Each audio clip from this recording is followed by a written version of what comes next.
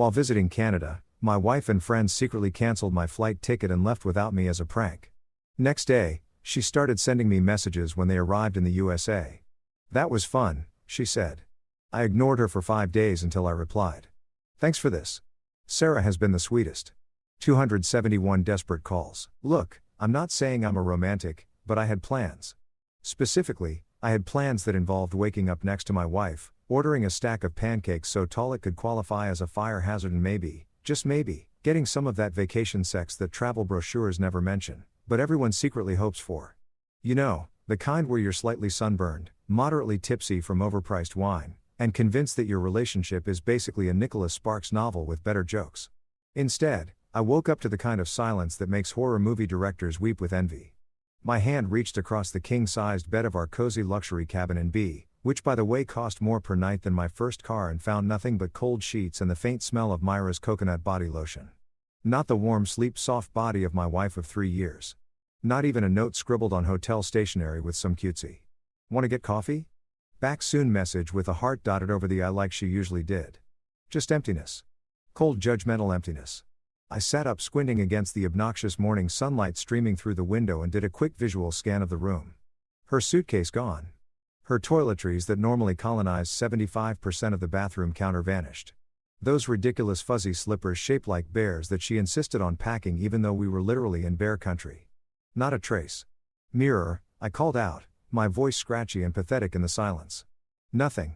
Not even the sound of the shower running or the familiar clatter of her dropping something in the bathroom because she had the grace of a drunk giraffe before 10 a.m. That's when my stomach did that thing where it drops into your shoes and sets up a permanent residence there.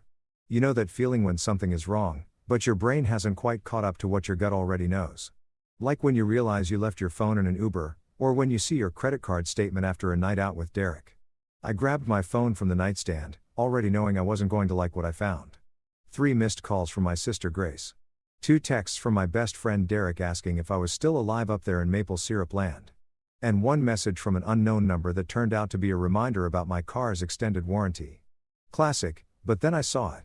The text from Mira sent at 2:47 a.m. that was fun. You should have seen your face. Face with tears of joy. Face blowing kiss. I stared at it. Read it again. Then a 3rd time just to make sure I wasn't having a stroke or experiencing some kind of altitude-induced hallucination. Fun. What was fun? My face. When I'd been asleep since midnight after we'd spent the evening playing board games with her friends, Nora, Becca, and Tina, aka the Fun Squad, aka the 3 women who treated adult life like an extended sorority rush week. They'd been giggling over wine while I pretended to understand why they found a video of a cat falling off a counter so hilarious it required 17 replays. I scrolled up through our text history looking for context, for clues, for literally anything that would explain why my wife was texting me like we just pulled off some elaborate Ocean's 11 heist together. Nothing. The last message before that was from yesterday afternoon. Can you grab more wine? Becca drinks like a fish with daddy issues. My hands were shaking now, not from fear, but from that special cocktail of confusion and rising anger that makes you want to throw your phone out a window while simultaneously gripping it like it's the last helicopter out of a zombie apocalypse. I called her straight to voicemail. Called again. Voicemail. 3rd time. You guessed it. Her voice all chipper and fake apologetic. Hey, you've reached Mara. I'm probably doing something fun without my phone. Leave a message or don't. I'll call you back when I feel like it. When you feel like it, I muttered to myself, already pacing the cabin in my boxers and the free robe that smelled vaguely of industrial laundry detergent. That's just great. Fantastic. Really reassuring mirror. That's when I noticed the other empty spaces. The spot where Nora's oversized tote bag had been sitting. The corner where Becca had stacked her 3 suitcases because apparently a 4-day trip required enough outfit changes for a royal tour. Tina's yoga mat that she'd propped against the wall and never actually used. All gone. Oh no, I said out loud to the empty cabin, to the judgmental moose painting on the wall, to whatever deity was clearly laughing at me from above. Oh no, no, no.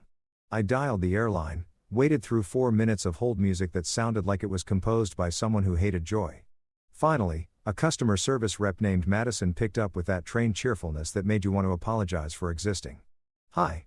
Yes, I need to check on my flight back to Seattle today. I said, already pulling up my confirmation email with the kind of frantic energy usually reserved for defusing bombs in action movies. He's clicking. A pause that lasted 3 eternities. Then Mr. Hayes, I'm showing that your reservation was cancelled at 2:14 this morning. The world tilted. Cancelled by who? By. Let me see Hayes. She called and said you wanted to extend your trip. Madison's voice had that apologetic edge now, like she could sense through the phone that she was about to ruin someone's entire existence. She was very specific. Said you were having such a good time that you wanted to stay a few more days. I laughed, actually laughed, which probably made me sound like a super villain having a mental breakdown. She said I wanted to extend my trip. Yes, sir. Is there a problem? Is there a problem? I repeated slowly, sinking onto the edge of the bed. Well, Madison, let me paint you a picture. My wife, who apparently moonlights as a comedian, cancelled my flight home while I was asleep, took all her friends and left me stranded in Canada with nothing but a half-eaten granola bar and enough emotional damage to fuel a therapy practice for years. Silence then. Oh. Oh my. That's not good, sir. You think I was spiraling now, running my hand through my hair so hard I probably looked like I'd been electrocuted. So, what are my options here, Madison? What does one do when one's wife decides that international abandonment is peak comedy? She put me on hold. The music came back, mocking me with its synthesized cheerfulness. When Madison returned, her voice had shifted into crisis management mode. The next available flight is in 3 days, Mr. Hayes. I can book you on that, but there will be a change fee. Of course there will be, I said, laughing again because the alternative was screaming into a pillow or possibly throwing myself into the lake outside. Why wouldn't there be? This day just keeps getting better. After I hung up, I sat there in that stupid expensive cabin, surrounded by the remnants of what was supposed to be a romantic vacation. The empty wine bottles, the board games we'd played, the panoramic windows showcasing the Canadian Rockies in all their majestic indifferent glory. And that's when it hit me. Really hit me. This wasn't a prank. This wasn't Mira being spontaneous or quirky or any of those other words people use to excuse inexcusable behavior. This was betrayal dressed up in girl boss humor served with a side of maple syrup and a generous helping of what the hell is wrong with my life. I looked at my phone one more time at that text message with its stupid emojis and felt something shift in my chest. Not heartbreak, not yet. More like the moment before heartbreak when you're standing on the edge and you know you're about to fall, but you're still processing the geometry of your own destruction. Well, I said to the empty room, to the moose painting, to the universe that clearly had it out for me. I guess I'm staying in Canada. And somewhere in Seattle, my wife was probably laughing with her friends, already posting about her hilarious prank on social media, completely oblivious to the fact that she just lit our marriage on fire and handed me the ashes. Welcome to be Liam Hayes. Population, you, your shattered expectations, and one extremely judgmental granola bar. The thing about hitting rock bottom is that you don't get to do it with dignity. You can't just gracefully descend into your personal crisis while wearing a nice suit and maintaining good posture. No. Rock bottom comes for you when you're wearing yesterday's jeans. Your hair looks like you fought a bear and lost. And you're pretty sure you forgot to brush your teeth because who thinks about dental hygiene when their wife just pulled off an international abandonment scheme? So there I was, dragging my defeated carcass down to the Lodge Cafe like some kind of zombie who'd given up on eating brains and settled for eating feelings instead. The morning crowd was already there. Families with their matching fleece jackets, couples holding hands like they'd never heard of divorce, and one guy wearing a shirt that said, "I'm only here for the moose." Which felt aggressively on brand for Canada. Even the stuffed moose in the gift shop display looked like it was pitying me. I swear its glass eyes followed me across the lobby with an expression that screamed, "Buddy, you okay?" "No, Mr. Moose. No, I am not." I collapsed into a chair at the counter and caught the attention of a barista who looked like she'd seen some things in her day. Her name tag read, Janet, and she had that weathered, no-nonsense energy of someone who'd worked every holiday shift since 2003. "Coffee," I croaked. "The strongest thing you've got. Like, if it can't power a Tesla or strip paint off a car, I don't want it." Janet raised an eyebrow. "Rough night, rough morning, rough life, rough everything." I slumped over the counter. My wife left me stranded in Canada as a prank. I'm living in a sitcom written by someone who hates me. She poured me something that looked less like coffee and more like liquid existential dread. "Sugar, what's the point?" I said, then immediately added, "Yes, please. All of it. Pour the whole container in there." That's when I heard the laugh. Not a polite chuckle or a sympathetic titter, but a full-blown genuine laugh that sounded like someone had just heard the punchline to the world's most absurd joke. Which, fair enough, because my life had become exactly that. I turned to see a woman at a corner table, laptop open in front of her, one hand covering her mouth like she was trying to contain the amusement. She had dark curly hair pulled back in a messy bun, glasses that kept sliding down her nose, and the kind of face that suggested she found most of life moderately entertaining, but was too polite to say so. Her laptop was covered in stickers. I could make out "Avoid toxic people" next to a cartoon of an angry-looking cactus maple before mayhem with a little Canadian flag and my personal favorite.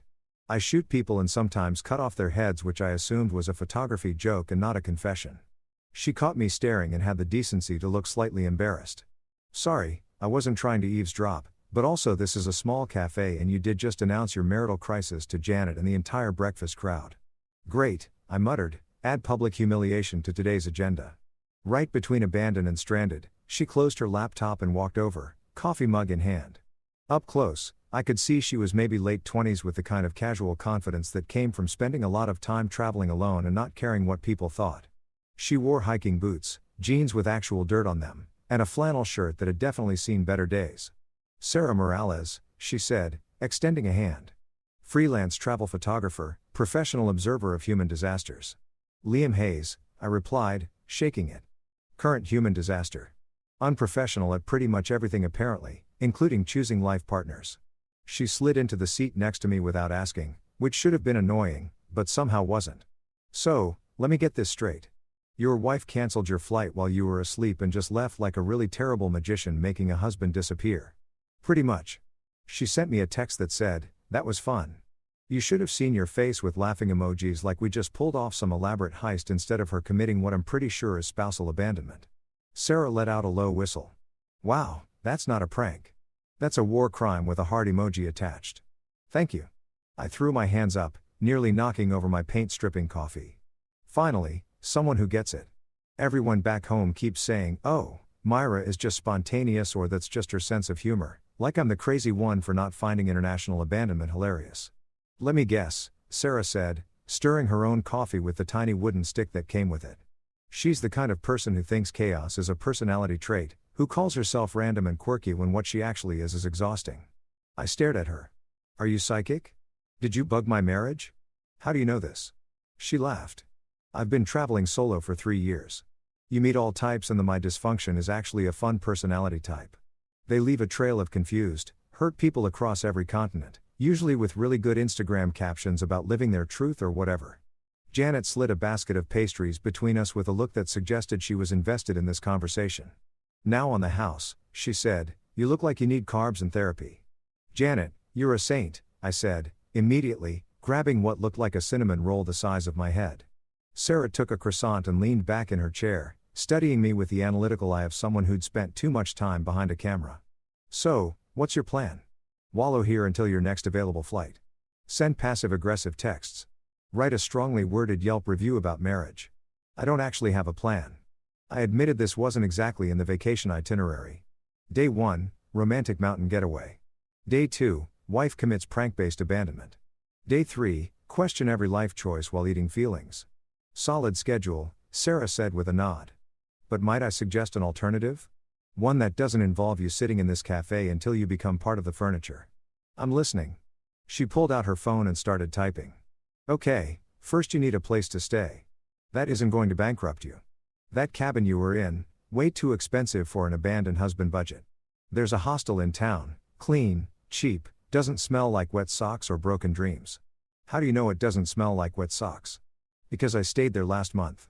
It smells like pine trees and the faint hope of better decisions." Second, food. Real food, not just cafe pastries and sadness. "I know a place that does poutine that'll make you forget you have problems for at least 20 minutes. I couldn't help but smile. 20 whole minutes. That's longer than my marriage lasted, apparently. See, you're already healing. Third, you need a plan to get home that doesn't involve paying those ridiculous change fees. I know a travel agent here who owes me a favor. Helped her with some website photos last year. She can probably work some magic." I looked at this stranger. This Sarah Morales with her sticker-covered laptop and her practical solutions and her complete lack of judgment about my disaster of a situation, and felt something shift. Not romance, not yet, just relief, like I'd been drowning and someone had thrown me a life preserver made of common sense and sarcasm. "Why are you helping me?" I asked. "You don't even know me.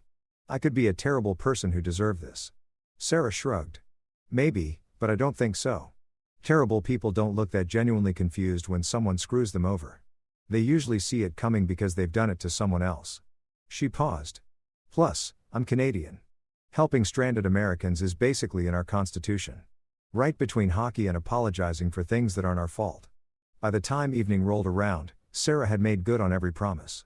She'd walked me to a hostel that was shockingly decent, introduced me to her travel agent friend Monica, who was already working on getting me a better flight, and taken me to a restaurant where the poutine was so good I almost forgot I was in the middle of a marriage implosion. We were sitting outside on a patio wrapped in the blankets the restaurant provided because Canada takes outdoor dining seriously, even when it's freezing. And Sarah said something that stuck with me. You know, Liam, sometimes being stranded isn't the worst thing. Sometimes it's just the universe's polite Canadian way of saying, hey, buddy, you needed a break. Maybe not this dramatic of a break, but still. I looked out at the mountains, at the stars starting to appear, at this weird limbo I'd been forced into. And for the first time since waking up alone, I didn't feel entirely terrible. Sarah, yeah, thanks for not letting me become furniture. She grinned. Anytime. Besides, abandoned husbands make excellent photography subjects. Very authentic emotional range. You know what's weird about getting your life blown up? The way your brain suddenly decides to become a highlight reel of every red flag you ignored. Like some sadistic film director in your head finally got the green light to release the director's cut, complete with commentary track and behind-the-scenes footage of your own stupidity. That's what was happening to me on day 2 of my Canadian exile. While Sarah and I wandered through the snowy streets of BA, she'd insisted we explore, said something about how sitting around feeling sorry for myself wasn't going to change anything except maybe my credit score when I stress ordered things off Amazon at 3 a.m. The woman had a point. We were walking past shops selling overpriced souvenirs because apparently $17 for a keychain shaped like a moose is reasonable in tourist economics. When Sarah asked the question I'd been dreading, so, was this a one-time thing, or is your wife always like this, I stopped mid-stride, nearly causing a collision with a family of tourists who were too busy taking selfies to watch where they were going. Define like this. Sarah gave me a look over her coffee cup. The kind of look that said she already knew the answer and was just waiting for me to catch up to reality. Chaotic, boundary challenged. The kind of person who thinks other people's discomfort is entertainment. And that's when the floodgates opened, not tears. I was saving those for later, probably in the shower where no one could judge me, but memories. A greatest hits compilation of how did I not see this coming. Okay, I said, gesturing for us to sit on a bench overlooking some postcard perfect mountain view that I was too emotionally compromised to appreciate. You want to know if this is a pattern? Buckle up because we're about to take a trip down trauma lane. Sarah settled in, pulling her jacket tighter against the cold. I'm ready. I've got coffee and I've already mentally cleared my afternoon schedule. Flashback number 1. I began feeling like a narrator in my own tragic documentary, The Surprise Party from Hell. We'd been married for about a year and our anniversary was coming up. I specifically said, and I cannot stress this enough. I specifically said I wanted a quiet dinner, just us, something intimate and romantic. Maybe that Italian place downtown where they make the pasta in front of you and charge you $30 for the privilege of watching. Let me guess, Sarah interrupted. It was not a quiet dinner. It was not a quiet dinner, I confirmed. I came home from work that day ready to change into something nice, and there were 50 people in our apartment. 50 coworkers I barely knew. Her college friends who still acted like they were rushing a sorority. Random neighbors who definitely just came for the free food. There was a DJ, Sarah. There was a DJ in our living room playing music so loud our elderly neighbor called the cops. Sarah's eyes widened. For your anniversary? For our anniversary? And when I tried to talk to Mira about it, tried to explain that I really just wanted a quiet evening. You know what she said? I could feel my voice rising. All the frustration from that night bubbling back up. She said, "You're so boring, Liam." I was trying to make it fun. Why can't you just relax and have a good time? Translation, I completely ignored what you wanted, and now I'm making you the bad guy for not enjoying my chaos, Sarah said flatly. Bingo, we have a winner. I took a sip of my now cold coffee, grimacing at the taste, but drinking it anyway because wasting caffeine felt wrong. But wait, there's more. Flashback number 2, the kayak catastrophe. Sarah actually laughed. This already sounds promising. Oh, it gets better or worse, depending on your perspective. I leaned back against the bench, staring up at the impossibly blue sky. Last summer, we went to Lake Washington with Derek and his girlfriend. Beautiful day, calm water, perfect conditions for a nice, relaxing paddle. We rent kayaks, The tandem kind where you have to actually work together or you just spin in circles like an idiot. I sense this is not a story about successful teamwork. We made it maybe 50 feet from the dock, I continued. When Mira decides it would be hilarious to rock the kayak, not a little wobble, mind you, full-on trying to capsize us movements. I'm telling her to stop. She's laughing like a maniac. And then boom, we're in the water in the middle of the lake. My phone is ruined. My wallet is soaked and I'm pretty sure I inhaled about a gallon of lake water that probably contained traces of goose poop. Sarah was trying not to laugh. I could tell. Please tell me there's a good reason. Oh, there's a reason. A great reason, really. She wanted to make a TikTok. Epic kayak fail or something equally stupid. Never mind that I couldn't breathe. Never mind that Derek had to paddle over and help us because I was genuinely scared we were going to drown. She got her video though. 3,000 likes. Totally worth the trauma and the $200 phone replacement. Jesus, Sarah muttered. But wait, I said, holding up a finger like an infomercial host. There's more. Flashback number 3, the most recent one before this vacation, the sushi surprise. Why do I feel like no one was actually surprised by this sushi? Because you're learning, I said. 2 months ago, Mara texts me at work. Says she's ordering sushi for dinner from that new place downtown. Asked if I want my usual. I say, sure, sounds great. I'm thinking maybe 40, 50 bucks tops for some decent rolls. I get home and there are bags everywhere. Plural. Multiple bags. Enough sushi to feed a small army or one very ambitious sumo wrestler. Sarah's mouth fell open. How much? $800. I'm sorry. What? $800. I enunciated each word. She ordered everything on the menu. Everything. Stuff I couldn't even pronounce. Stuff that came with gold flakes on it because apparently that's a thing people do to food now. We had sushi in our fridge for a week. A week, Sarah. Do you know how much sushi you have to eat to go through $800 worth? That's not spontaneous, Sarah said, her voice taking on an edge. That's financial recklessness disguised as fun. But here's the kicker. I continued feeling my blood pressure rising just remembering it. When I asked her why she ordered so much, why she didn't check with me before spending that much money, she said, and I quote, I wanted to support local businesses. Why are you being so cheap? It's just money. Sarah was quiet for a moment, staring at me with something between sympathy and horror. Finally, she spoke. Liam, I need you to hear this, okay? That's not quirky. That's not spontaneous or fun or any of those words people use to make chaos sound cute. That's someone who treats other people's boundaries, feelings, and bank accounts like suggestions instead of requirements. I let out a long breath, watching it fog in the cold air. I know. I mean, I think I always knew, but I kept telling myself she'd grow out of it, that it was just a phase, or that I was being too uptight, or that this was just what marriage looked like. Marriage looks like respect, Sarah said firmly. It looks like consideration. It looks like giving a damn when your partner says, hey, this thing you did hurt me. Instead of making them feel crazy for having feelings. We sat there in silence for a while watching tourists bundle past us. Couples holding hands. Families arguing about where to eat lunch. Normal vacation problems. Not my wife abandoned me internationally problems. You know what the worst part is? I finally said everyone loved her. My friends, my family, my coworkers, they all thought she was amazing, so funny, so full of life, so spontaneous. And I'm sitting there like the boring husband who can't take a joke, who's always worried about money or plans or common sense. I started to think maybe I was the problem. Sarah turned to look at me, her expression serious. You weren't the problem, Liam. You were the person trying to survive someone else's tornado while they convinced everyone that tornadoes are just misunderstood weather patterns. I paused. That's actually a really good metaphor. I've had practice. My ex left me at the airport once because, and I quote, you walk too slow. Turns out people who can't handle basic human pace also can't handle basic human decency. I laughed, really laughed, for the first time since this whole disaster started. We should start a support group. Survivors of partners who think chaos is a love language. We'd need a bigger venue, Sarah said with a grin. Now come on. I'm freezing my ass off and you need more coffee. Plus, I want to show you this bookstore that has a cat named Chairman Meow. Trust me, it'll help. As we stood and started walking, I realized something. For years, I'd been defending Mira, making excuses, smoothing things over, convincing myself and everyone else that her behavior was just part of her charm.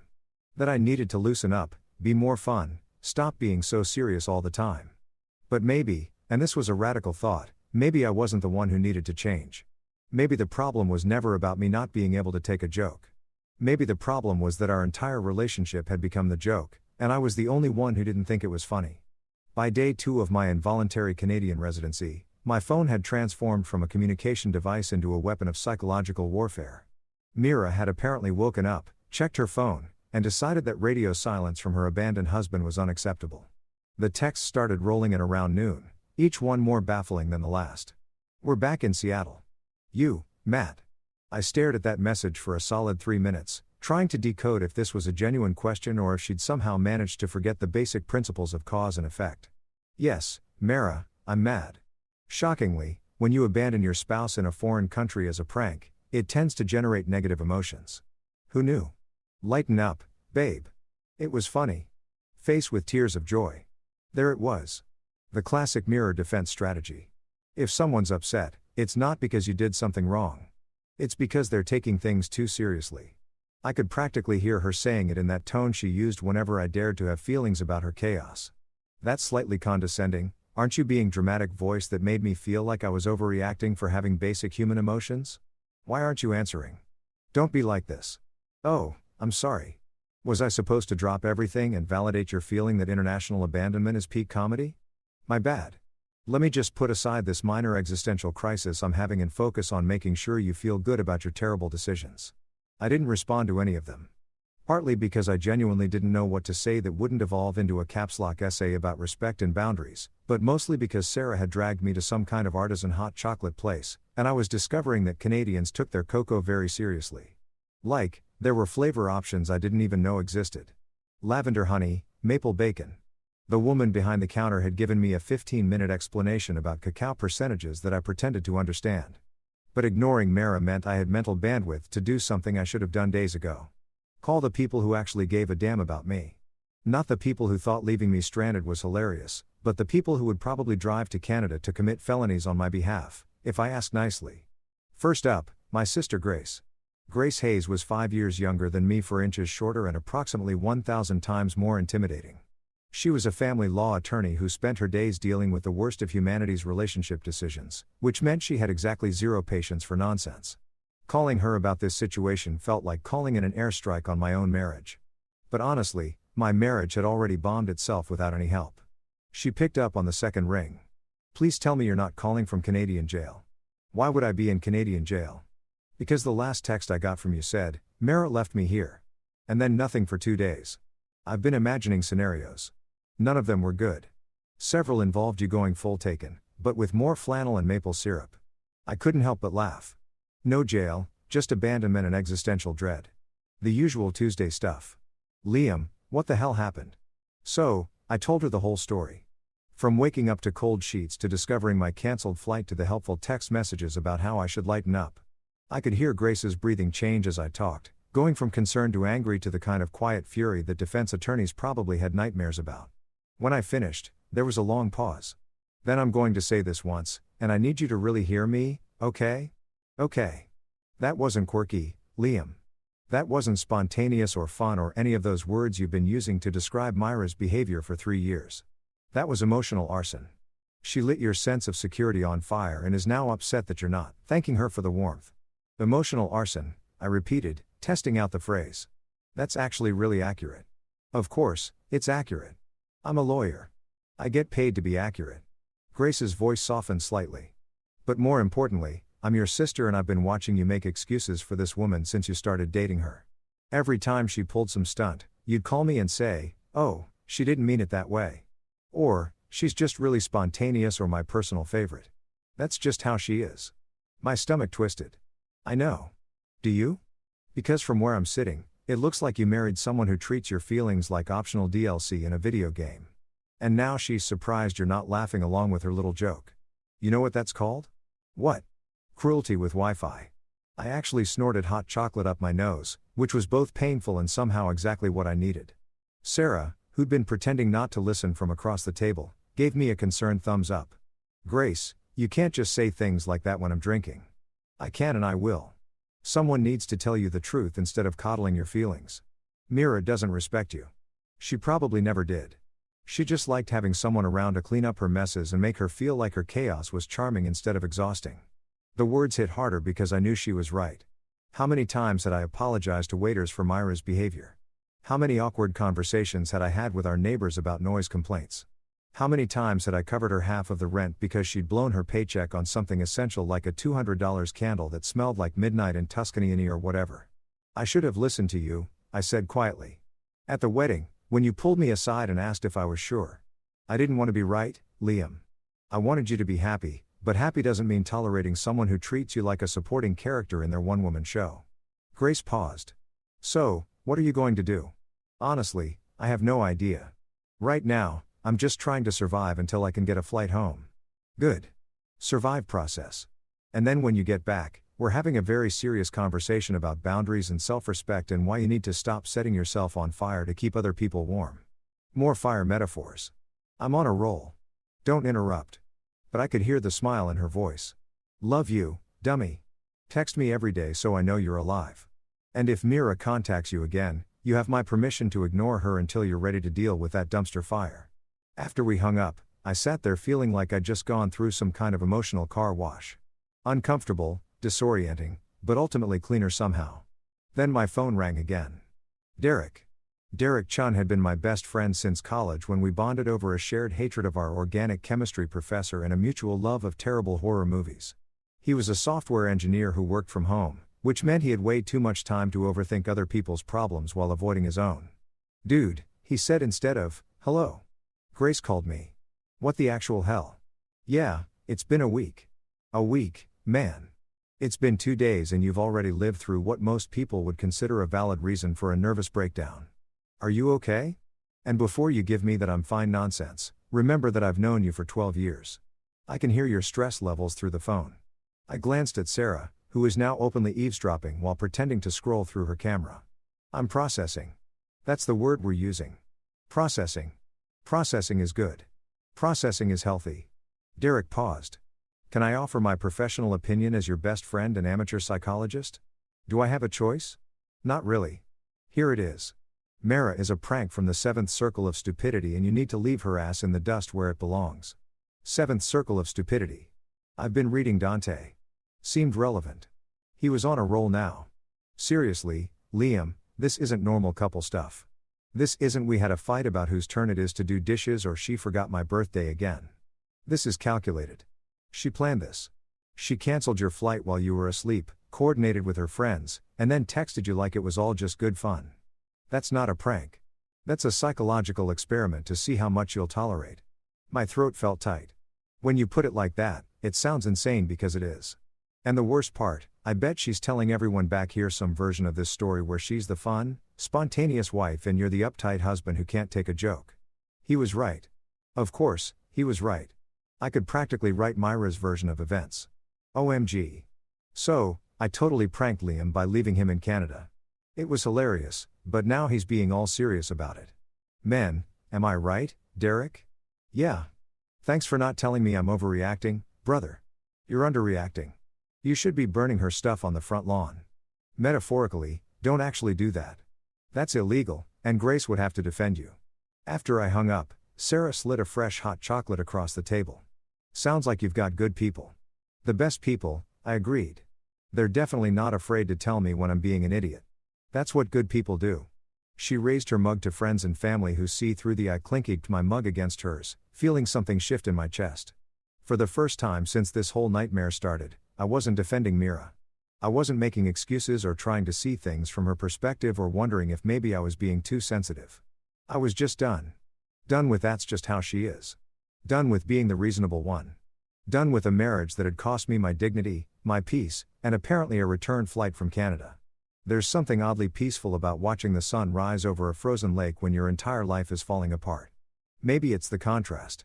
Nature doing its serene, beautiful thing, while your personal reality resembles a dumpster fire in a wind tunnel. Or maybe it's just that at 6 a.m. even your anxiety is too tired to fully commit to the panic. I'd wandered down to the lake shore with a cup of gas station coffee that tasted like regret and burnt rubber, which felt thematically appropriate. Sleep had been a joke the night before. Every time I closed my eyes, my brain decided to replay every terrible moment of my marriage like some kind of sadistic Netflix series. Marriages that should have ended in season 1, but inexplicably got renewed for 3 years. So, here I was, sitting on a bench that someone had thoughtfully cleared of snow, staring at the mountains reflected in the still water, and doing what any rational person does when their life implodes, making a list. I pulled out the small notebook I'd bought from the gift shop the day before. It had a moose on the cover because of course it did. This was Canada and apparently every single product had to feature their national animal or a maple leaf. No exceptions.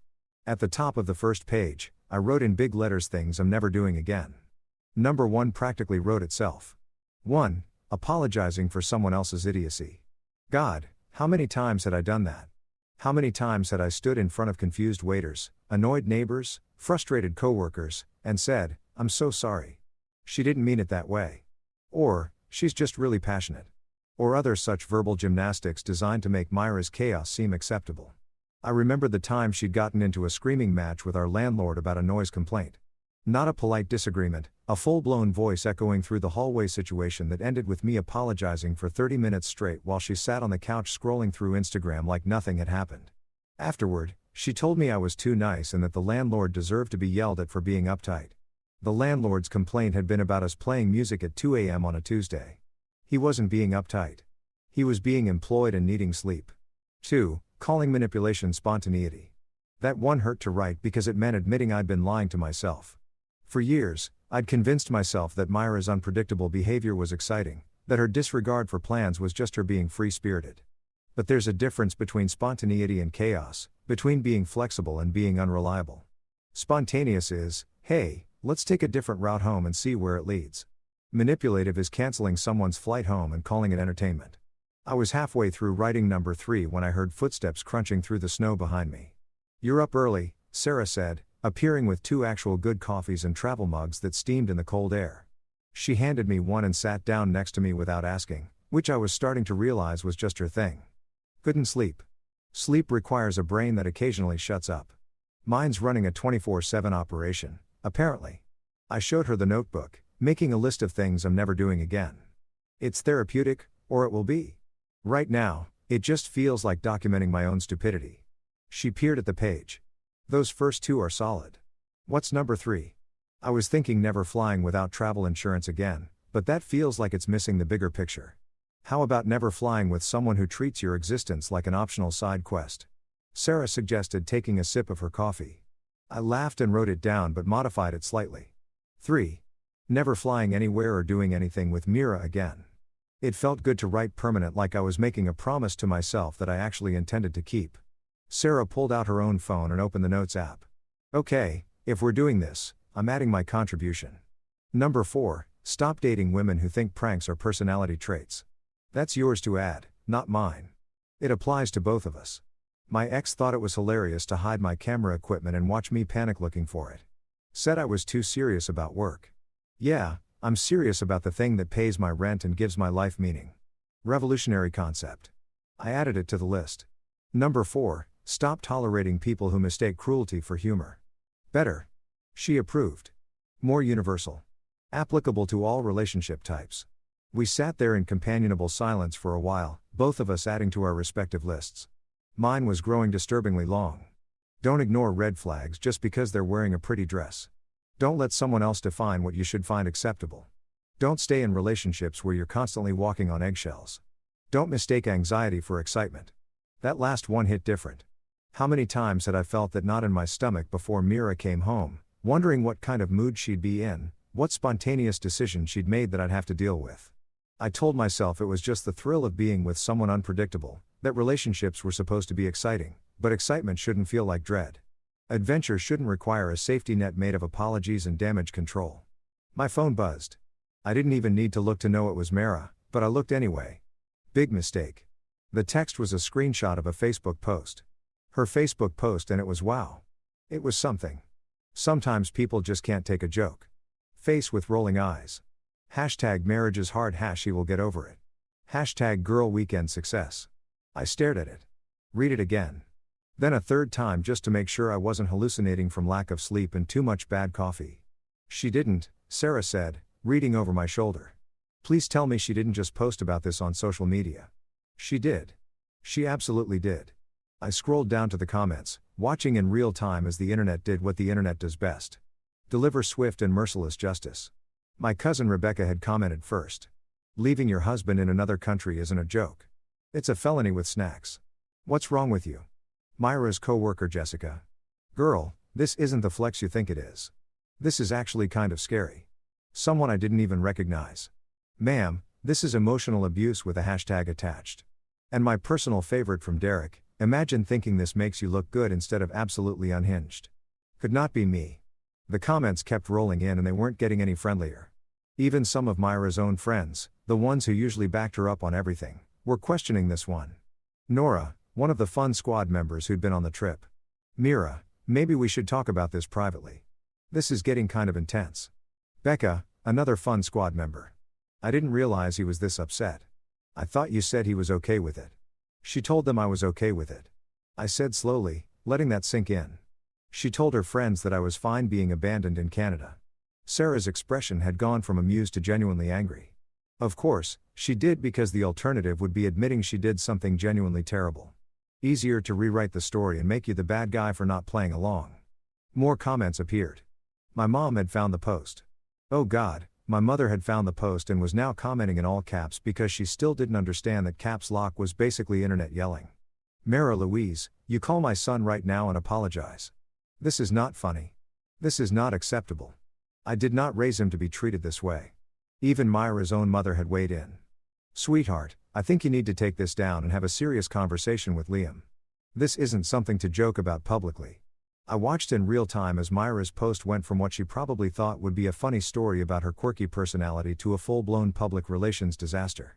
The likes were minimal. The comments were brutal, and the few people who tried to defend her with, "It's just a prank. Everyone needs to lighten up," were getting ratioed into oblivion. Sarah was recording the comment section on her phone. I'm saving this for posterity and also because this is the most beautiful karma I've seen in months. Is it wrong that I'm enjoying this? No, it's human. She tried to humiliate you and it backfired spectacularly. That's not wrong to appreciate. That's just the universe balancing itself out. My phone started buzzing with texts. Grace, have you seen Mom's comment? She's going nuclear. Derek bro the comments. This is better than any movie. My boss Liam, I saw your wife's post through the office grapevine. Take as much time as you need. HR has been notified of the situation. We're here to support you. Wait, my boss. HR, how big had this gotten? I checked the share count on Myra's post. 47 shares. 47 people had taken her post about abandoning me and shared it with their own commentary. None of it flattering. Someone had screenshotted it and posted it to Reddit. It was on Twitter. A TikTok account that compiled unhinged Facebook posts had featured it. Mara had gone viral, just not in the way she'd intended. My phone rang. Mira. I declined it. It rang again immediately. Declined. A text. People are being so mean. Make them stop. I showed Sarah. She read it and actually laughed out loud. The sound echoing across the frozen lake. Make them stop. She created this mess and now she wants you to fix it. The audacity is honestly impressive. I turned off my phone. Just powered it down completely. Sarah raised her coffee cup to public accountability. I clinkied my cup against hers. To karma moving faster than usual, to never apologizing for someone else's idiocy, she added, reading from my list. To that, I agreed. Definitely to that. The sun had fully risen now, painting the mountains in shades of pink and gold. Somewhere back in Seattle, Mara was probably panicking, watching her carefully curated social media presence implode in real time. And here I was sitting by a frozen lake in Canada, drinking decent coffee with a woman who was basically a stranger, but somehow felt like the first person in years who actually got it. You know what, I said, pulling out my notebook again. I need to add one more thing to this list. What's that? I wrote it carefully. 5. Start trusting myself when something feels wrong instead of waiting for permission from the internet to be upset. Sarah read it and nodded approvingly. That's a good one. That's maybe the best one. 5 days into my Canadian exile, something weird happened. I stopped feeling like a victim and started feeling like a person on vacation. A weird, unplanned, emotionally complicated vacation, but still the kind where you wake up without an alarm. Don't check your email and actually remember what it's like to exist without someone else's chaos dictating your entire day. Sarah had insisted we drive to Calgary for the day. You need to get out of BA, she'd said over breakfast, which had become our thing apparently. Every morning at the same cafe, same table by the window, same barista Janet who'd started making my coffee before I even ordered because she'd memorized my emotionally devastated husband who needs caffeine and maybe a hug specifications. Why do I need to leave B? I'd asked, shoveling scrambled eggs into my mouth like someone who'd forgotten that food could be enjoyable instead of just fuel for surviving another day. Because you're starting to get comfortable here. And comfortable means you're going to start overthinking everything again. I can see it happening. You get this look on your face like you're doing calculus in your head. Except the math is reasons why I should give Mira another chance. She wasn't wrong. The night before, I'd caught myself composing a text to Mira in my head. Something diplomatic and mature about how we should talk when I got back. How maybe we could work through this with counseling. How every marriage had rough patches. You know, the kind of mental gymnastics that required ignoring the fact that my rough patch involved international abandonment and public humiliation. So, there we were in Sarah's beat-up Honda CR-V that smelled faintly of coffee and camera equipment, driving down the Trans-Canada Highway with mountains on either side and classic rock playing at a volume that made conversation optional. It was perfect. No talking, no analyzing, no trying to figure out what anything meant. Just driving. Calgary turned out to be bigger than I expected. Like someone took a chunk of American Midwest, dropped it in Canada, and told it to be polite about everything. Sarah knew exactly where she was going, which should have been my first clue that she had a plan. Street market, she announced, pulling into a parking spot with the confidence of someone who'd done this 100 times. Every Saturday. Best street food in the province, random art vendors, and enough people watching to make you forget your own problems for at least 3 hours. 3 hours seems optimistic. I'm an optimist. It's my worst quality. She locked the car and started walking, assuming I'd follow, which I did because at this point, arguing with Sarah felt pointless. The woman had a plan for everything and the energy to execute it, which was either impressive or exhausting depending on your perspective. The market was chaos, but the good kind. The kind where you're surrounded by strangers who don't know your life story, don't care about your drama, and just want to sell you handmade soap shaped like tiny bears or paintings of the mountains that all somehow looked exactly the same but cost wildly different amounts. Tacos, Sarah declared, pointing to a food truck with a line of at least 20 people. That line means it's worth the wait. Trust me, I don't even like waiting for things I know are good. Why would I wait for theoretical tacos?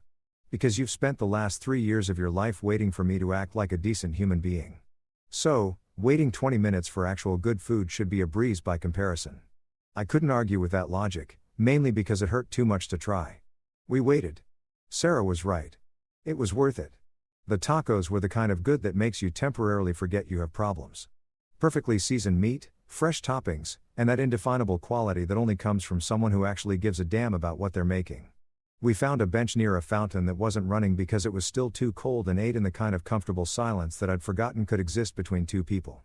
Can I ask you something? Sarah said between bites, using her napkin to catch some salsa before it dripped on her jacket. You're going to anyway.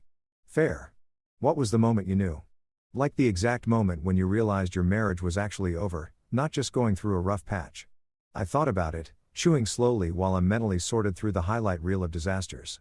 You want the honest answer. I literally only want honest answers. Dishonest answers are boring and they don't help anyone. It was probably that Facebook post I admitted when she made it about her being the victim of people not getting the joke. That's when I realized she wasn't capable of seeing anything from my perspective. She didn't feel bad about what she did. She felt bad that people called her out for it. Sarah nodded like she'd expected that answer. My ex did something similar. When I finally told him that leaving me at the airport because I walked too slow was a deal breaker. You know what he said? What? He said I was being dramatic, that I needed to learn to take a joke, that if I was going to be so sensitive, maybe we weren't compatible anyway. She took another bite of her taco, chewing thoughtfully. And the thing is, he was right. We weren't compatible because I needed a partner who saw me as a person, and he needed an audience who thought his cruelty was comedy. That's exactly it, I said, feeling something click into place. I spent 3 years being Myra's audience, laughing at jokes that weren't funny, applauding spontaneity that was really just selfishness, pretending that chaos was charming instead of exhausting. And now I'm realizing that peace is actually pretty great. Like, shockingly great. I've slept better this week than I have in months. I'm not constantly checking my phone to see what disaster I need to manage. I'm not bracing myself for whatever Mira is going to do next. I'm just existing. And it feels weird because it's so normal. Sarah raised her taco in a mock toast. To the radical concept of not living in constant crisis mode. To not living in crisis mode, I echoed, tapping my taco against hers in what was probably the saddest and most accurate toast of my life.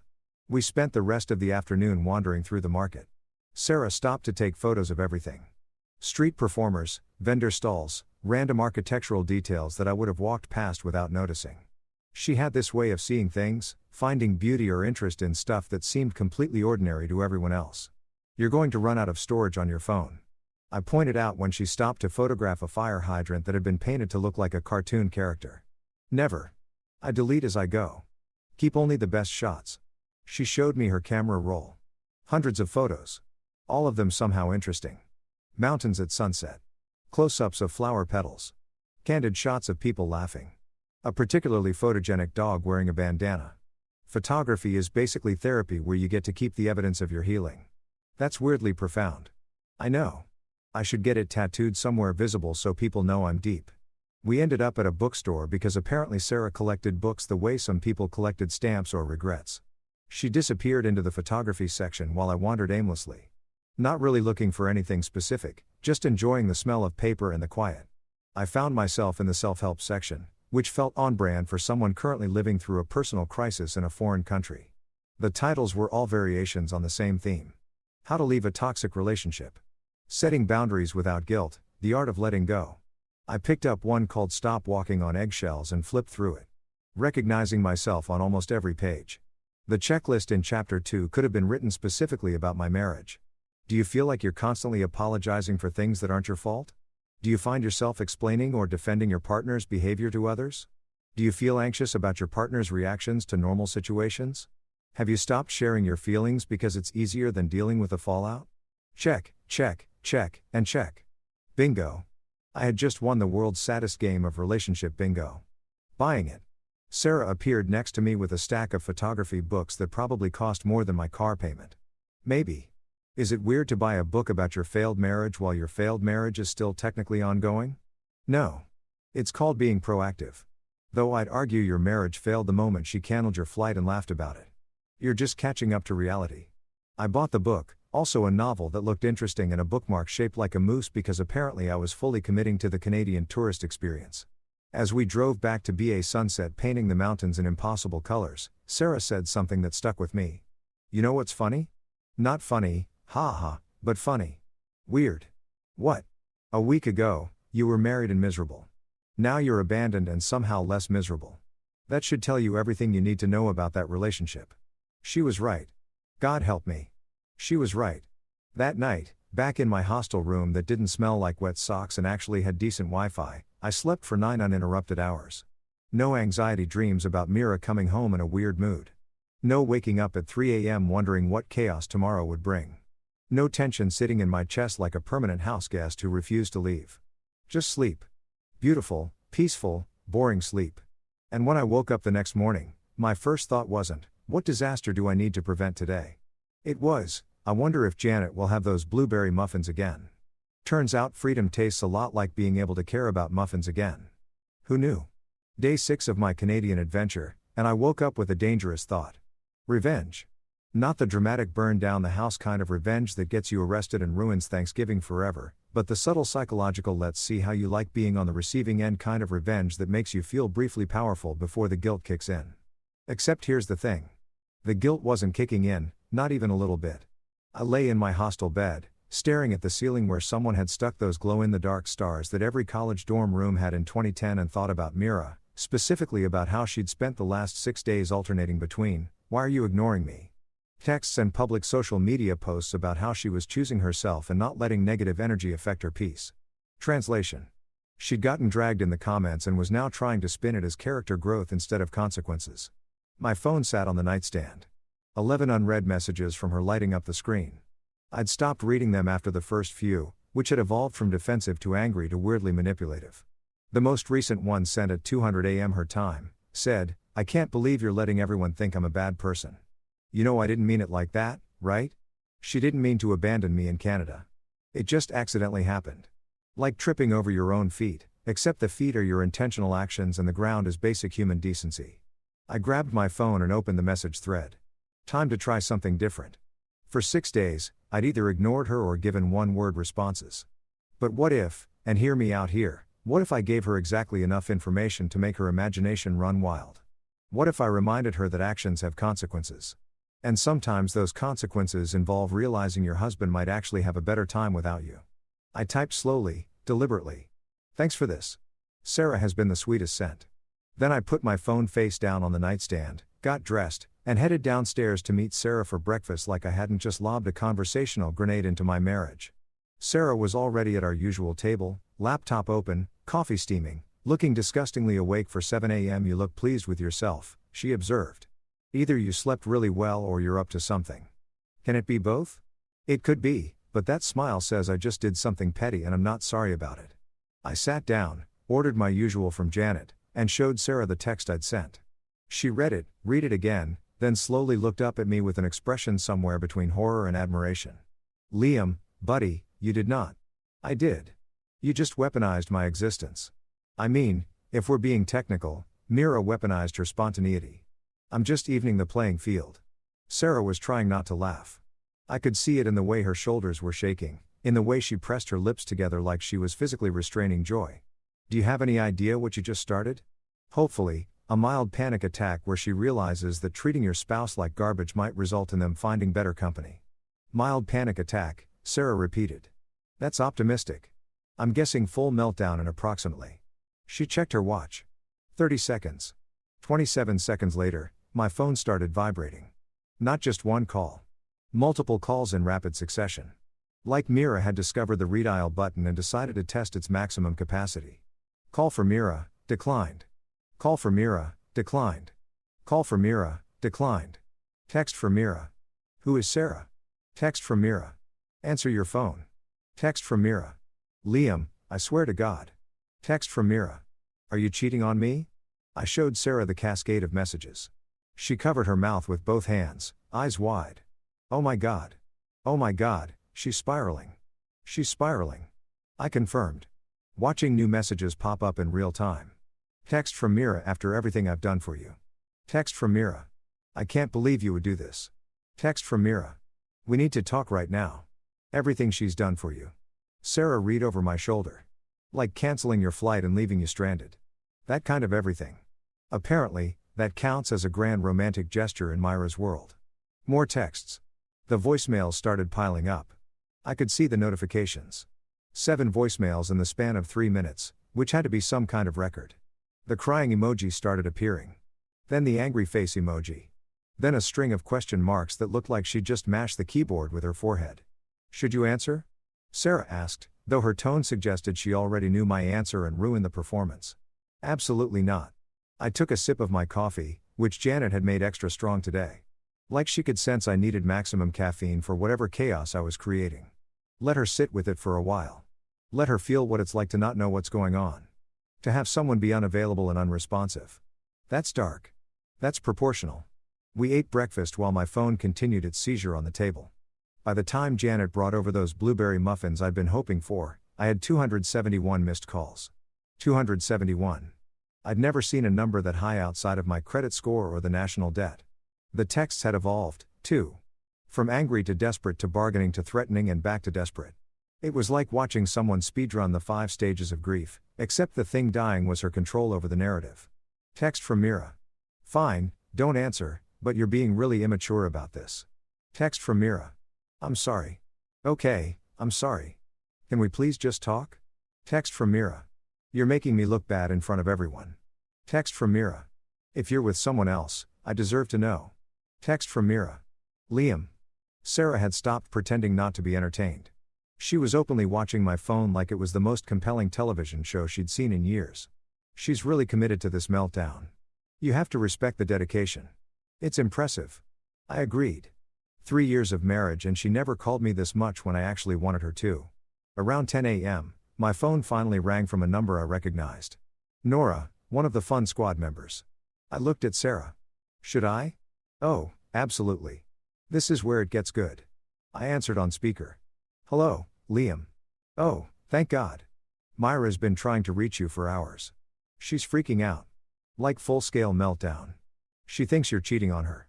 I'll let that sit for a second. She thinks I'm cheating on her. Yes. She said you mentioned someone named Sarah and now she's convinced you're having an affair in Canada. Interesting theory, I said slowly. Let me ask you something, Nora. When you guys left me in Canada as a prank, did anyone think about how I might feel? Silence? Awkward, uncomfortable silence that lasted just long enough to be satisfying. We thought you'd think it was funny. You thought I'd think being abandoned in a foreign country with a cancelled flight was funny. Mara said you'd be okay with it. She said, you needed an adventure. What I needed, I said, keeping my voice calm and measured, was a wife who didn't treat me like a prop in her comedy routine. What I needed was basic respect. What I got was left behind like forgotten luggage while you guys giggled on the plane home. More silence. I could hear Myra's voice in the background, shrill and demanding. Is that Liam? Give me the phone. Give me the phone.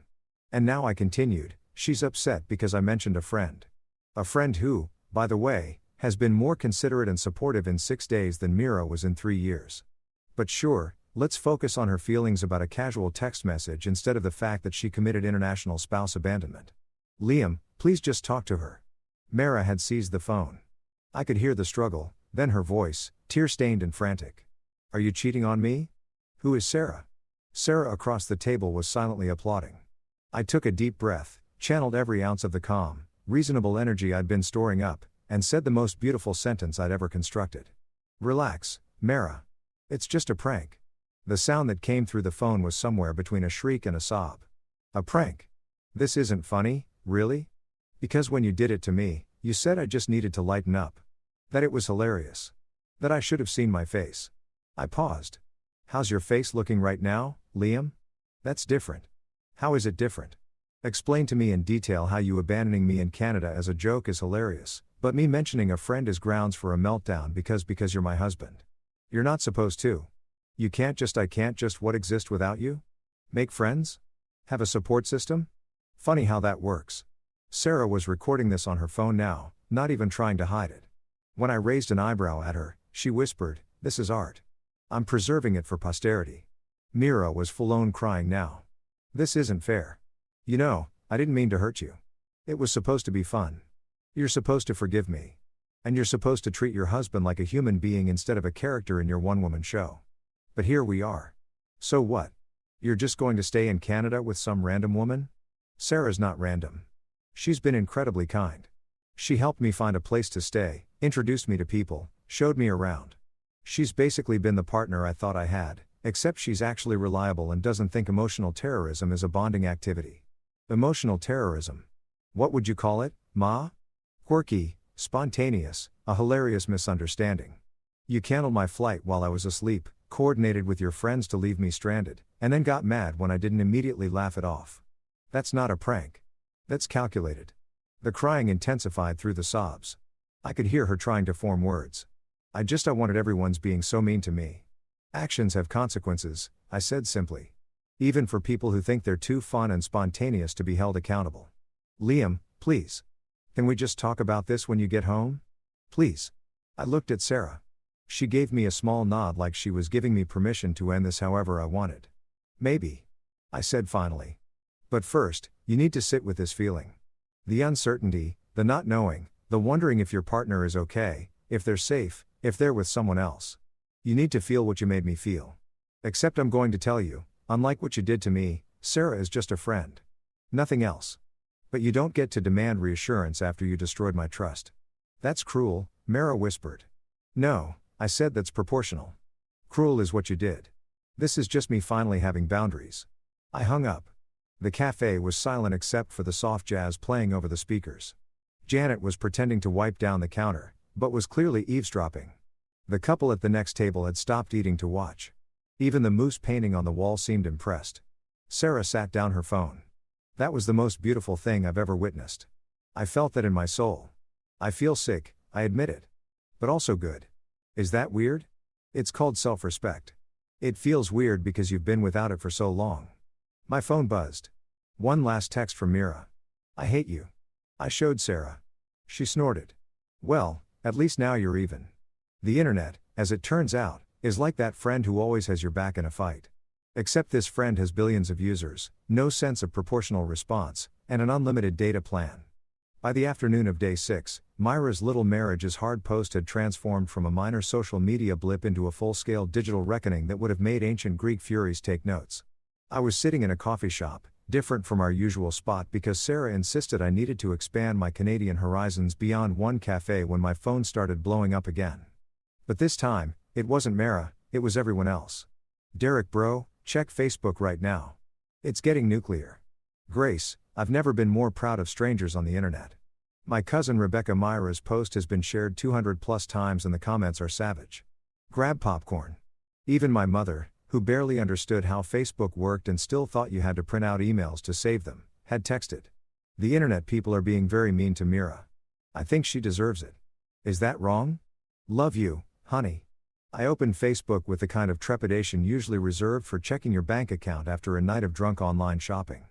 Myra's original post was still up, but it had mutated into something beyond her control. The comment section looked like a digital crime scene. Her post, for reference, still read, "Sometimes people just can't take a joke face with rolling eyes. #marriage is hard # will get over it. #girls weekend success." But now underneath it was a graveyard of her social credibility. Top comment with 847 likes. Ma'am, abandoning your husband in another country isn't marriage is hard.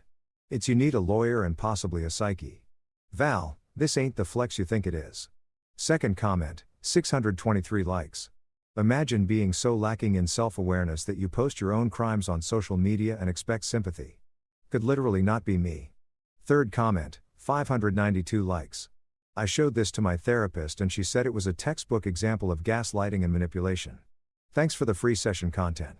Someone had even made a meme, an actual meme. It was a screenshot of Myra's post with the caption, "How to speedrun a divorce, a masterclass," and it had been shared across multiple platforms. Twitter was having a field day with it. TikTok lawyers were using it as an example of emotional abuse. A Reddit thread titled "Ida for thinking this woman is unhinged" had 17,000 upvotes. Sarah peered over my shoulder. Oh wow, she's reached cautionary tale status. That's impressive in the worst possible way. I scrolled through more comments, feeling that weird mix of vindication and secondhand embarrassment. Even people who I knew were Myra's friends, her actual real-life friends, were starting to turn. Jessica, her co-worker. Mira, I say this with love. Delete this. This makes you look unhinged, and I don't think that's what you're going for. Her college roommate, Amanda. Girl, reading these comments. And maybe they have a point. This is kind of scary when you actually think about it. Becca from the Fun Squad. I'm starting to realize we maybe shouldn't have done that. Liam, if you're reading this, I'm sorry. That wasn't cool. But the comment that really got me, the one that made me actually laugh out loud in a coffee shop full of polite Canadians who all turned to look at me, was from Myra's own mother. Margaret Hayes had written in the careful typing style of someone who'd only learned Facebook last year. Mirror Louise Hayes, you take this down right now. I did not raise you to treat your husband this way. You call Liam and apologize immediately. This is not funny. This is cruel. I am disappointed in you. Her mother had used her full name on a public Facebook post. That's the parental equivalent of a tactical nuclear strike. Oh no, Sarah said, reading over my shoulder. Oh no, her mom went full government name on her. That's that serious.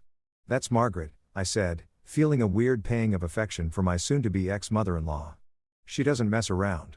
When Mira was in high school and posted something stupid about cutting class, Margaret commented, "You have detention and grounding young lady" on the post. Mira was mortified for months. My phone buzzed with a text from Margaret herself.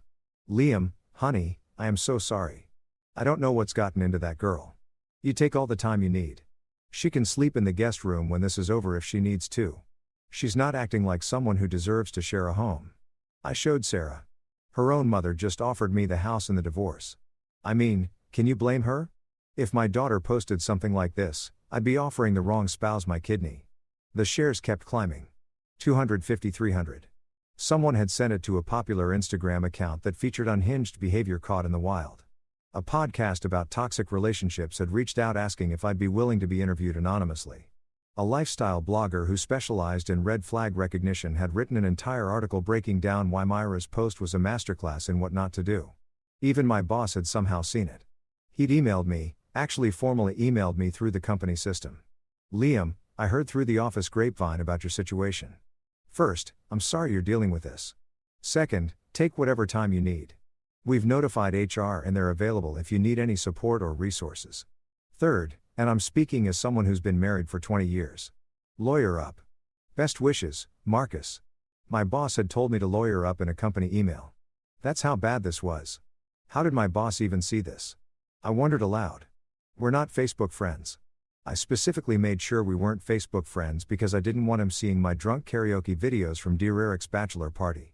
It's been shared over 300 times, Sarah pointed out. At this point, it's probably made it to Antarctica. There's a penguin somewhere judging your marriage. I switched over to Twitter where things had somehow gotten even more chaotic. Someone had created a hashtag #Maplegate. Yes, my international abandonment had been given a hashtag with a maple leaf emoji.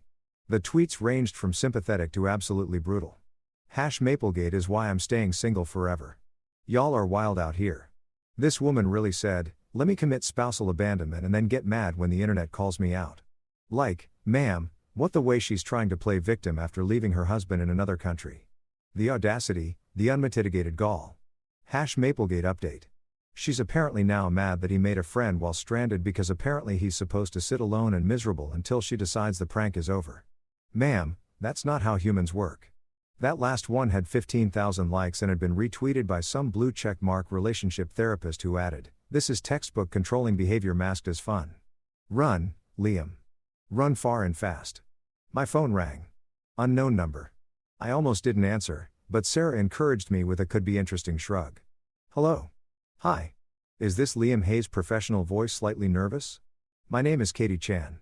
I'm a producer for the Morning Brew podcast. We cover viral stories and relationship dynamics, and we'd love to have you on to discuss your experience if you're comfortable with that. I blinked. I'm sorry. What? Your situation has really resonated with a lot of people. We've been getting hundreds of messages asking us to cover it. Obviously, we'd keep you anonymous if you preferred, and I'm going to stop you right there, I said, trying to process that my marriage had become podcast content. I appreciate the offer, but I'm still kind of living through this. Like, it's ongoing active present tense disaster.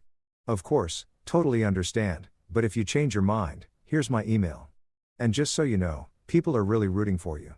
The response has been overwhelmingly supportive. After I hung up, I just stared at my phone. Sarah was grinning. You're famous. Canadian abandonment famous, but still. This is insane. A week ago, I was a normal guy with a normal, okay, abnormal marriage. Now, I'm podcast material. Welcome to the internet age where everyone's trauma becomes content. And sometimes that content actually holds people accountable. She raised her coffee cup to viral justice. To viral justice, I echoed weakly. I guess by evening, Myra's post had been shared over 400 times. The comments had reached the point where even people who didn't know either of us were chiming in with relationship advice, personal anecdotes about their own divorces, and increasingly creative insults about Myra's character. Someone had even created a Change.org petition titled Justice for Liam. Demand Mira apologize and pay for his flight home. It had 3,000 signatures. 3,000 strangers had signed a petition about my marriage. My phone buzzed with a text from Mira. Are you happy now? Everyone hates me. Everyone, this is all your fault. I showed Sarah. She read it and shook her head. Even now, she's making herself the victim. Impressive. Terrible, but impressive. I didn't respond. What was there to say? That actions have consequences? That maybe, just maybe, if you publicly humiliate your spouse and then double down on social media, the internet will come for you with receipts and no mercy. Instead, I screenshot the text and sent it to Grace with the caption, still can't admit she did anything wrong. Grace responded immediately, of course not. That would require self-awareness and basic human decency. Block her. Seriously, block her number and get some peace. Dear Eric's response was simpler. The audacity of this woman could power a small city. I didn't block her. Not yet.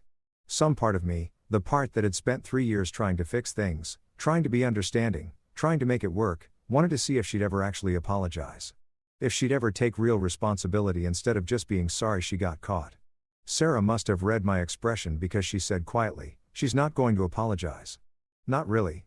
People like that don't. They'll say whatever they think you want to hear to make the discomfort stop, but they don't actually change. You sound like you're speaking from experience. My ex never apologized for leaving me at the airport. He apologized for how I felt about it and for the misunderstanding, but he never actually said I was wrong to do that because admitting wrongdoing would mean accepting that his actions had consequences and people like that don't operate that way. I looked at Myra's text again. Are you happy now? The thing was, and this felt weird to admit, I kind of was not happy that she was getting dragged online. Exactly. But happy that for once she was facing actual consequences, that I wasn't alone in thinking her behavior was unacceptable. That the entire internet had basically validated everything I'd been feeling for 3 years. Yeah, I said finally. I think I actually am happy. Is that wrong? Sarah smiled. No, that's called having standards. 3 weeks. My stomach did that thing where it drops into your shoes and starts subletting to your anxiety. I opened it. Dear Mr. Hayes, we represent Mara Louise Hayes in the matter of dissolution of marriage. Please find attached the initial divorce petition. I read it twice, then a third time, then once more because apparently my brain needed multiple confirmations that yes, this was real. And yes, my wife of 3 years had just filed for divorce via a law firm that probably cost more per hour than I made in a day. Sarah walked in right as I was processing this information, 2 coffees in hand because she'd figured out my order weeks ago and had just started bringing me caffeine without asking. She took one look at my face and sat down. What happened? You look like someone just told you Santa isn't real. Mira filed for divorce. I turned my laptop so she could see the email. Her lawyer sent me the papers. Sarah read through it, her expression shifting from curious to incredulous. Wait, she's filing? After everything she did, she's the one filing. Apparently, I scrolled down to the petition itself, which was written in that special legal language designed to make simple concepts sound like ancient prophecies. It says here that this is her difficult but empowering decision, and that she's choosing herself and her mental health. Her mental health. Sarah repeated slowly the mental health that was apparently damaged by Czech's notes abandoning her husband in Canada and facing consequences for it. That's what it says. There's a whole paragraph about how the marriage had become untenable and how she needed to prioritize her well-being. I kept reading, my disbelief growing with each sentence. Oh, and apparently I've been emotionally distant and unwilling to communicate. You've been emotionally distant, Sarah said flatly. You, the guy she left stranded in another country. You're the emotionally distant one. According to this legal document, yes. Also, I'm inflexible and unable to embrace spontaneity. I laughed, but it came out bitter. She's really going with I'm too boring as her legal strategy for divorce. My phone rang immediately.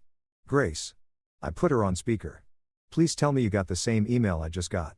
Her voice was tight with barely controlled rage. Please tell me I'm not hallucinating that Mira, the woman who abandoned you internationally, is now playing the victim in legal documents. You're not hallucinating. It's real. She's really doing this. She's doing PR damage control. Grace said, think about it. Her Facebook post went viral for all the wrong reasons. Everyone thinks she's terrible, so now she's rewriting the narrative. She files first, claims she's the one who is unhappy, makes you look like the problem. By the time anyone checks the facts, she's already established herself as the brave woman who left a difficult marriage. Sarah was nodding. It's actually kind of brilliant in a sociopathic way. She screwed up, got called out, and is now spinning it, so she looks like the hero of her own story. Derek called 2 minutes later. I didn't even say hello before he launched in. Natural selection but with lawyers. That's what this is. Evolution in action. That's one way to describe it. She's trying to control the narrative, man. She knows she messed up. She knows everyone knows she messed up. So now she's going to make it look like she was the unhappy one all along. Like leaving you in Canada was just the final straw in a long line of your failures as a husband. Except I didn't fail, I said, feeling anger bubble up. I spent 3 years accommodating her chaos. I apologized for things that weren't my fault. I defended her to everyone. I made excuses. I paid for her mistakes. Literally financially paid for them. And now I'm the bad guy. In her version of events, yes, Derek said.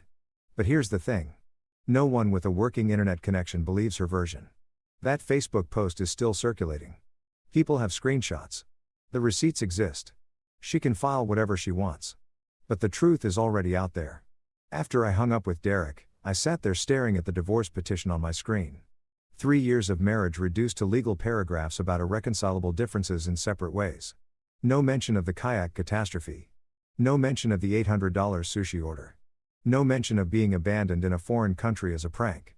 Just sanitized legal language designed to make her look reasonable and me look like the problem. You know what?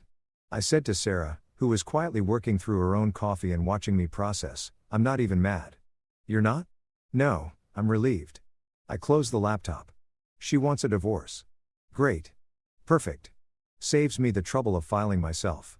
She wants to spin this as her empowering choice. Fine, let her have that. I know what happened. Everyone who matters knows what happened. She can tell whatever story she wants to her lawyer. Sarah smiled. That's character growth right there. Or maybe I'm just too tired to care anymore. I leaned back in my chair, feeling something shift. 3 weeks ago, getting divorce papers would have destroyed me. But now I'm just thinking about what kind of donut I want with this coffee. That's not tiredness. That's freedom. She was right. 3 weeks of being away from Mira, 3 weeks of peace, of not walking on eggshells, of not bracing myself for the next disaster had shown me what life could actually feel like. And it felt good. Shockingly good. The kind of good that makes you realize how bad things were before. I'd started working remotely from this cafe, running on espresso, and what Sarah called divorced guy energy. My code was cleaner than it had been in months. My productivity was up. My stress levels were down. Turns out not living in constant crisis mode really helps with focus. I'd even started going to the gym at the hostel, a sad little room with 3 machines and motivational posters from 2015, but it counted. Sarah had dragged me hiking twice, which I'd initially resisted because nature, but had secretly enjoyed because mountains don't judge your life choices, and the views made excellent Instagram content for my thriving post-abandonment aesthetic. My phone buzz. Text from Mira. I hope you're happy. You've ruined everything. I showed Sarah. She rolled her eyes. Still your fault somehow. Even when she's the one filing. It's impressive. Really? The commitment to never accepting responsibility. Are you going to respond? I thought about it. Thought about all the things I could say, all the accusations I could make, all the evidence I could present, all the ways I could explain exactly how wrong she was. Instead, I typed, I hope you find what you're looking for. I'm good here. And I meant it. Not in a bitter way, not in a I'll show her way. Just honestly, I was good. Better than good. I discovered that life without constant chaos was actually pretty great. Who knew? Sarah had started teaching me photography basics, claiming I had decent composition instincts for someone who's been emotionally dead inside. We'd fallen into an easy rhythm. Breakfast at the grind, work until lunch, afternoon walks, or coffee shop hopping, dinner at whatever random restaurant we felt like trying. Sometimes we talked about deep stuff. Sometimes we just existed in the same space without needing to fill the silence. It wasn't romantic. Not yet. Anyway, it was just comfortable. The kind of comfortable I'd thought I had with Mira, but realized now was just me being comfortable with discomfort. A week after receiving the divorce papers, I got another email. This one from my lawyer. Yes, I'd gotten a lawyer because Grace had literally threatened to disown me if I try to handle this myself. Mr. Hayes, we've reviewed the petition from Mrs. Hayes' counsel. Given the circumstances and evidence, we recommend proceeding with the divorce as uncontested. The division of assets should be straightforward. We'll handle everything. Try not to stress. Try not to stress. As if stress was the dominant emotion here and not overwhelming relief mixed with slight disbelief that this was actually happening. I called Grace. Your lawyer friend is efficient. She's the best. And she thinks Myra's lawyer is an idiot for including that emotionally distant language, by the way. Makes it sound like Myra is grasping for reasons, which she is. So, what happens now? Now you let the lawyers handle it. Sign some papers and move on with your life. The only drama left is whatever Mira creates. And that's not your problem anymore. Not my problem anymore. For words that felt like a weight lifting off my chest. That night, Sarah and I went to a donut shop she'd been hyping for days. It was one of those hipster places where the donuts had names like Maple Bacon Bourbon Bliss and cost $7 each, but were worth every penny. I got the maple bacon one because when in Canada, embrace the maple. Sarah got something with lavender and lemon that she claimed was life-changing. We sat outside despite the cold, wrapped in the blankets the shop provided, eating overpriced donuts and watching people walk by. Can I ask you something? Sarah said between bites. Sure. Do you miss her, Mara? I mean, not the chaos, but her. I thought about it. Really thought about it. I miss who I thought she was. I miss the idea of her. The version that existed in my head where she was just quirky and fun and spontaneous instead of chaotic and inconsiderate. But the real her, the one who left me here and then filed for divorce while claiming I was the problem. I shook my head. No, I don't miss that at all. Good answer. Do you miss your ex? The airport abandoned her. She laughed. Sometimes I miss having someone to split rant with, but him specifically. God, no. Best thing that ever happened to me was him leaving. Forced me to figure out I was better off alone than with someone who treated me like an inconvenience. To being better off, I said, raising my donut. She tapped hers against mine. To being better off, my phone buzzed one more time. Another text from Mira. I can't believe you're okay with this. I looked at it. Looked at my half-eaten maple bacon donut. Looked at Sarah, who was photographing her lavender lemon situation for Instagram. Looked at the mountains in the distance, painted pink by the sunset. Yeah, I was okay with this. More than okay. I was free. Months later, I sat with Sarah under fairy lights outside a small lakeside diner. The divorce was finalized. Mira had moved on to her next victim, some guy she met at a manifestation workshop who probably thought her chaos was charming. For now, Sarah asked, do you miss her? I shook my head. I miss who I thought she was. Turns out she canceled that flight, too. My phone buzzed. Myra's final text. I hope you're happy. I replied, happier than ever. Then blocked her number. Somewhere between snow, sarcasm, and second chances, I'd found freedom. Maybe something more with Sarah, who looked at me like I was actually worth showing up for. You know, Sarah, she thought abandoning me in Canada would be hilarious. Sarah smirked. Was it? Yeah, I said, reaching for her hand. Just not in the way she expected. Canada hadn't just given me distance from my marriage. It had given me perspective, peace, and proof that life without constant chaos was actually pretty damn good. Mara had meant to strand me. Instead, she'd freed me. Best prank ever.